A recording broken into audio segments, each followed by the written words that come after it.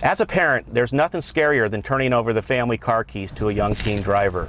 No matter how much time they've had behind the wheel, we're all concerned about whether they're prepared to drive on the road. Hi, I'm Jim Graham with Ford Driving Skills for Life. And I'm Nancy Kane with AAA.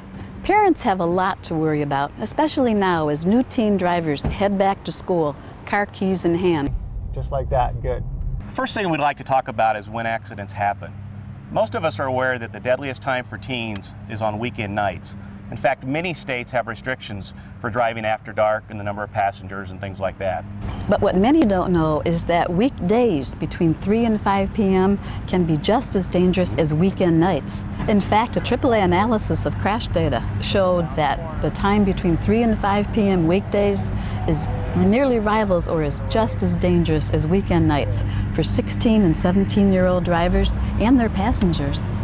Well, that makes sense. If you consider all the things happening after school, teens are taking other passengers home in their cars. They may be texting, talking on the phone, maybe even eating something.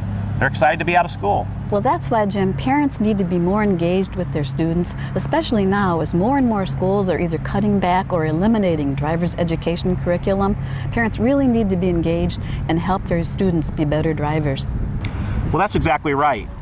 We've developed a program at Ford called Ford Driving Skills for Life that we encourage teens and parents together to get involved and use.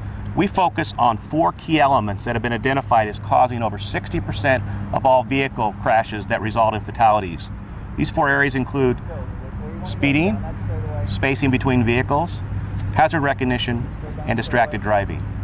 Jim, AAA totally agrees with you. You really need to limit distractions in your vehicle. That includes limiting passengers, no more than 1, and preferably no passengers. Another important thing teens need to be aware of is they should not be texting. We like to say hands on the wheel, eyes on the road. You can't do that when you're texting. And don't forget, one of the most important things to do is buckle up. You really always want to wear your seatbelt. As you know, teen drivers have the lowest seatbelt use of any age group. Nancy, what it really comes down to is concentration. All these distractions we talk about take away from the driver's concentration, whether it's texting, having multiple passengers, eating in the car, those types of things. You need to have your hands on the wheel and eyes on the road at all times.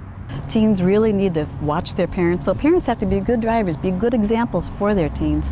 That's exactly right. If a parent texts, talks on a cell phone, does distractions, has distracted driving techniques, guess what? The teens are going to pick that up too. So parents need to be good role models. Well, you know, parents need all the help they can get with their new teen drivers. And our companies have resources that can give you lots of information. At AAA, we've been involved in drivers training for decades. And we now have a website called teendriving.aaa.com that's got lots of information, both for parents and for new teen drivers. In addition to the great website AAA has, Ford also has a website available to both teens and parents. DrivingSkillsForLife.com provides all kinds of information for teens, parents, educators, anybody interested in saving teen lives.